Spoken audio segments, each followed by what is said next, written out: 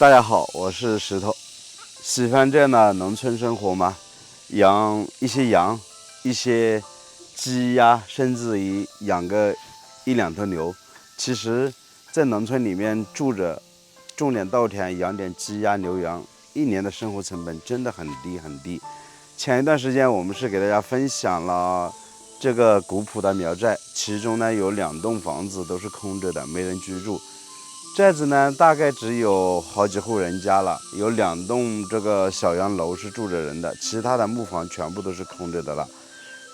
之前给大家说过，这栋房子呢，它是整个围墙呢都是用石块垒砌而建成的，是一栋纯实木结构的房屋，基本上不要过多的装修，打扫卫生就可以入住了。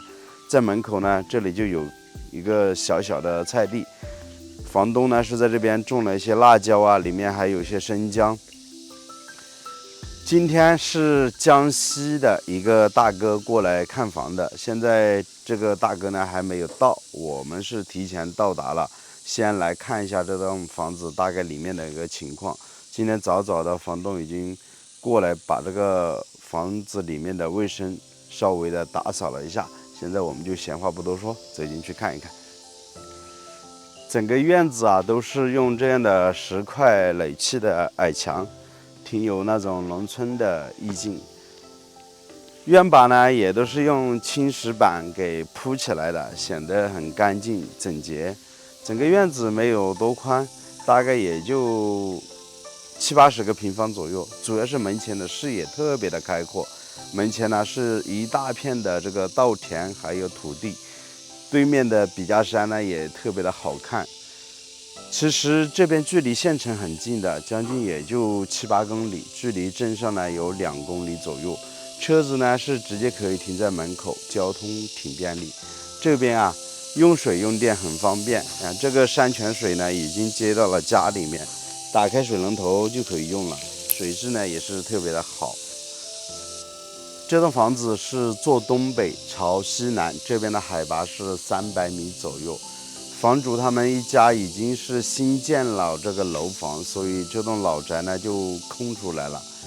可以看到大门口呢是挂着2个灯笼，在过年的时候他们会回来打扫一下卫生，可能会在这边吃个饭。现在如果是被这个江西的大哥租下来之后，那这栋房子就完全交给江西的大哥去打理了。大哥呢待会儿才到，我们可以看一下整栋房子所有的细节都挺好的。你看整个间檐的位置呢也都是用这样的石块给铺起来的，挺平整的。然后这些墙板呢大家可以看到颜色比较深，可能比较旧啊。实际上呢它是当年建造房子从这个外墙呢刷了好几遍的这个桐油，颜色比较深了。刷桐油呢对于木板呢它是起到一个保护的作用，防止这个木板呢生虫。重新打磨一下就非常的这个亮了。当然这样的木房子呢它也保持了它原有的一些特色在里面了。其实整个寨子呢有不到10户人家，大概在这边居住的呢只有2户人了，所以呢住在这里也是非常的安静，平时呢也没人过来打扰。在旁边呢也有一栋木房子，里面呢是一个4合院，全部是用石块垒砌的院墙把它给围起来了。每家每户都有单独的小院，基本上是没人打扰自己的一个生活了。当然这栋房子我们还是说了，最喜欢的就是门前视野特别的开阔，开门就见山了。坐在院子呢就可以看到远处的大山，给人的感觉是特别舒服的。大哥你今年多大了？60岁了。属兔的。63。哦。这栋房子你们有几年没在这边住了？大概有20年。哎，不是，这栋房子建了有20年。不是，大概有30年左右。建了有30年左右，将近有多少年没在这边住了？大概20年。大概20年啊，我都看不出你20年没住的房子还打理的挺好的。年年都要理啊，你要是没理啊，隔点我还就白了。啊，年年你们都回来捡瓦，然后打扫卫生这些。年年的搞。年年都搞。所以说房子还是挺干净整洁的，明年后年补，只要漏雨都要补。都要补，补它雨够雨那个。大哥很爱惜房子，这是他们家的老宅，现在都搬出去了，距离老宅将近是有500米左右。从这条马路走出去，他们是把新房呢修建了国道边上，交通呢更为便利。这是一个小乡村，现在都搬出去了的。20年没有住人的房子，里面究竟是什么样子的呢？这边就是堂屋的位置了。地面呢是做了硬化，整个墙面呢都是木墙板，装修的还算是不错。其实这样的房子在农村来说，算是建的比较好的了。当然，整个墙面呢，还是显得比较旧。其实重新打磨一下这栋房子，确实是非常不错的。现在房东大哥和大姐呢都在里面打扫卫生，接着用。你做一个蓄水池在这边就行了。这边养的鸡啊，养鸡它可以全部搞走的，它可以。这以前是养猪的是吧？啊，养猪的一个猪圈嘛，这就是一个猪圈嘛。它现在把这个泉水接到这里就养鸡养什么的嘛。砌砖做一个卫生间就行了嘛，很简单的。把这个砖直接用这个砖的话直接用这个往这一打，这个门。我勾点砖来，你自己勾开也不管，反正他们勾也不管。所以你在感觉得去摆了个刚刚东是卫生间。对。多美的真实啊！我拿着好花。要真实那个好用点。你在这做门做到这里一封就行了。这边就是木房子背后厢房的位置了，大概是做了一个延伸，有5米左右的一个进深。其实背后呢就挺宽的了，平时可以在这个背后呢作为厨房啊，还有这里做一个火塘啊，冬天烤火的。你看这边都有柴火灶，当然整个灶台呢是有点坏掉了，要重新的修一下才能够使用啊。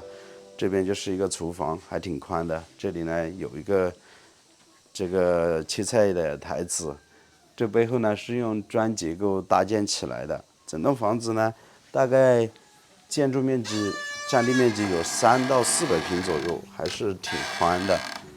然后房子呢里面的光线也挺不错，这些立柱啊还有墙板呢都保存的是挺完好的。那这背后呢旁边还有一间卧室，当然看起来也比较简陋了，其实卫生打扫的还是比较干净。像这个墙面重新做一下的话就比较好了。窗户呢也留得比较大，所以里面的透光性还不错。这些有些衣柜啊木柜啊都是以前房东他们在这边生活留下来的，现在建了新房之后，像这些旧衣柜呢都用不上了。这个江西的小哥呢已经过来了，看起来年纪可能比我们还小。今年多大了？92年。对。怎么就想到农村来找房子呢？有这个需要。有这个需要啊，是的，可以。其实这里的环境你觉得怎么样？不错。还可以啊。房子可能不是特别的好，但是也行吧，应该。